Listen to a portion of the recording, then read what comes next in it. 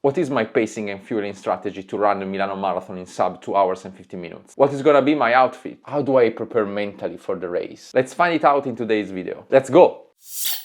It's Friday, the 4th of April 2025, 2 days to the Milano Marathon, where I will try to run a sub 250 for the first time in my life. I've been running thousands of kilometers in the last 10 months to be ready for this event. First, let's talk about the race course and my pacing strategy. Milano Marathon is quite fast. I will put that in the second tier of the fastest marathon in the world, after probably Berlin, Valencia and a couple of others. It's flat, very low descendant and ascendant. You start and arrive right in the heart of Milan, Piazza Duomo, where the cathedral is amazing, and then you run across the city center, go west towards the San Siro Stadium, beautiful as well, and then you come back to the city center where you end up again next to the cathedral. There are maybe just a couple of bridges that you need to take care of, but other than that, it's a really flat course, so you don't have to think too much about your strategy against the course. In terms of scenery, probably Milano is not as beautiful as other marathons, like for example Rome, where it's simply breathtaking, but it does the work, right? So if you want to run fast,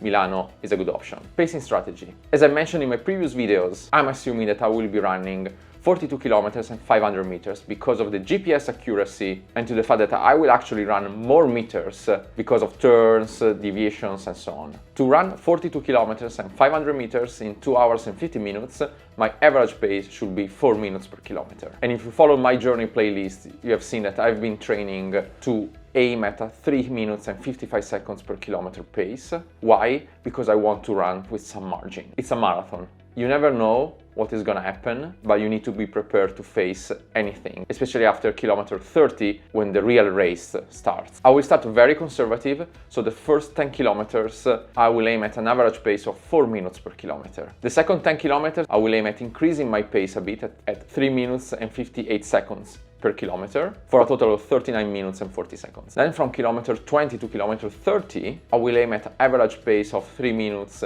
and 50 seconds per kilometer. And I will keep this pace up until kilometer 32. Kilometer 32, for me, this is the moment. This is where I decide if I want to push further and aim at 355 per kilometer or stay more conservative on the 357, 358. The key KPI for me will be my heart rate. So if my beats per minute will stay in the region of 165, 167 beats per minute, I know that I can stretch a bit more and push at 355. Whereas if I will be already at 170, probably it's better to stay conservative and to keep that pace till the end of the race. If we assume that I will be able to accelerate and go at 355, my total time should be 2 hours, 48 minutes and 14 seconds for an average pace of 3 minutes and 58 seconds per kilometer. So as you can see, I calculated everything in order to have some margin, because you never know what happens in the last 10 kilometers of a marathon. And you need to have a lot of respect for the marathon and the distance. I essentially have 2 minutes margin that I can play with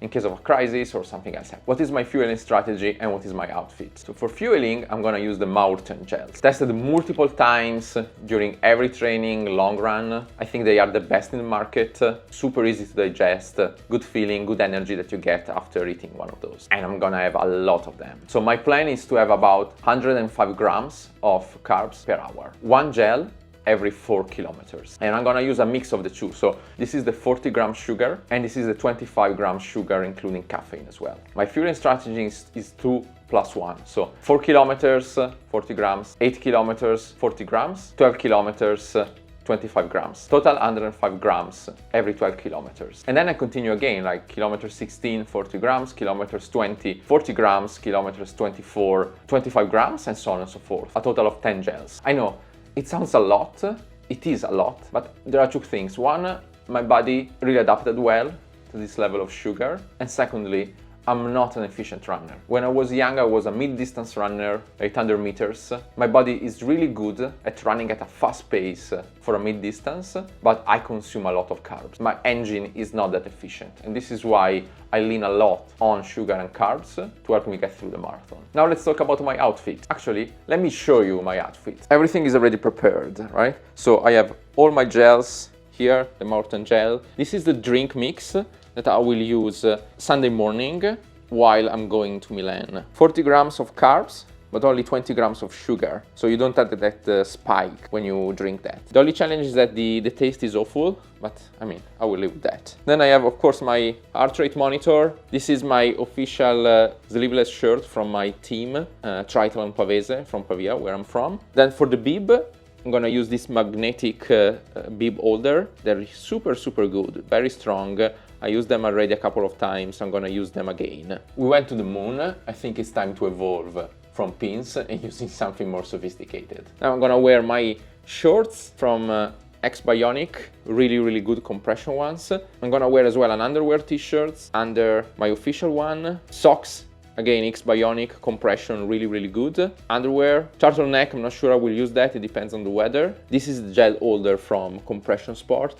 Again, tested multiple times. You wear it on your waist, really, really comfortable, and a lot of space for all the gels that I need to carry on. I will also carry one additional gel, I still need to decide which one, as a backup. You never know, maybe, you know, a gel will slip from you while you are running, so I want to have a backup. Shoes, Adidas Adios Pro 4. I tested them multiple times. I think they are great for a marathon because they are fast but also comfortable at the same time. Last marathon I used the Nike Vaporfly 3, and to me they are a bit too extreme for a marathon. They're perfect for a half marathon, for a 10K, but for a marathon definitely I see myself being more comfortable in the Adidas versus the Nike. So this is my choice for the marathon. Everything that I just showed you has been tested multiple times. Nothing is given to chance. Even the underwear, I tested them multiple times. I'll put some cream as well under my armpit and on the legs, just to be sure that I don't have any attrition. Even though I didn't have any issues in my previous training, you never know, so you want to be sure about that. You have seen that I will be pretty light in terms of outfit, so what's the weather like in Milan? Here we have a problem.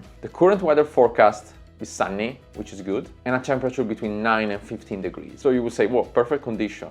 But there is always a but in life. The unexpected variable is the wind. There are strong winds and low pressure coming from the east, from Russia, that will arrive in Italy exactly on Sunday morning, with winds up to 50 kilometers per hour in Milan. So the current wind forecast should be quite a strong wind during the Saturday night, should go down exactly during the race, and then ramp up again up to 50 kilometers per hour. As you can imagine, I hope it will go that way, but I'm not 100% sure. And so this is the crazy variable that I will not be able to control. If there is a strong wind, there's nothing I can do about that, and it could really screw up my attempt to run the sub 250 marathon. So to be honest, I'm quite stressed about this situation. On top of that, even if you look at the wind direction, it's coming from the east, and so let's assume that it will arrive in the last section of the marathon. Well, the last 10 kilometers I will essentially be running from west to east, so it will be exactly headwind.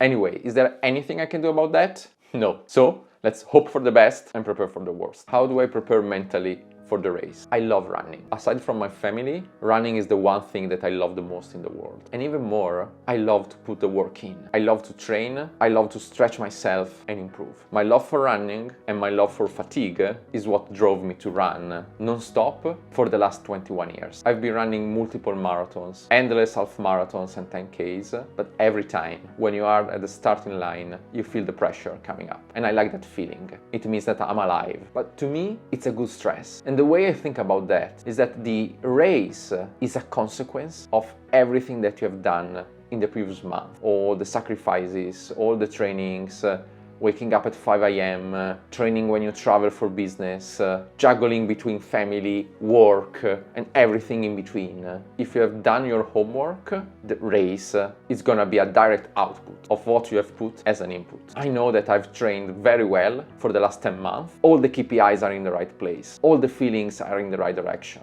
So I'm gonna just enjoy the tension, enjoy the stress of being there at the starting line, knowing that the hay is in the barn. It's today that you need to perform. Let's say that you don't have many second chances. Yes, of course you can always try another marathon and so on, but you prepare for a single event and you need to perform in that single event. And this is something that really forges your mindset, even outside of the sport. Even like I see that in business, the way I think, the way I work. I know that there are moments where I really need to be at my best and I need to perform. So I enter in a mind space where I do have a lot of respect for what is in front of me. It can be my colleagues, my job, or in this case a marathon, because you don't go there like an alpha man, say I'm gonna crush it, I'm gonna destroy it, I'm the best in the world. No, I'm not an alpha man, I'm not that kind of person, but I know that I did the work, and the work will always deliver for you. So I go in there knowing that whatever happens on Sunday at the Milano Marathon, I will give my best. See you at the starting line. Let's go!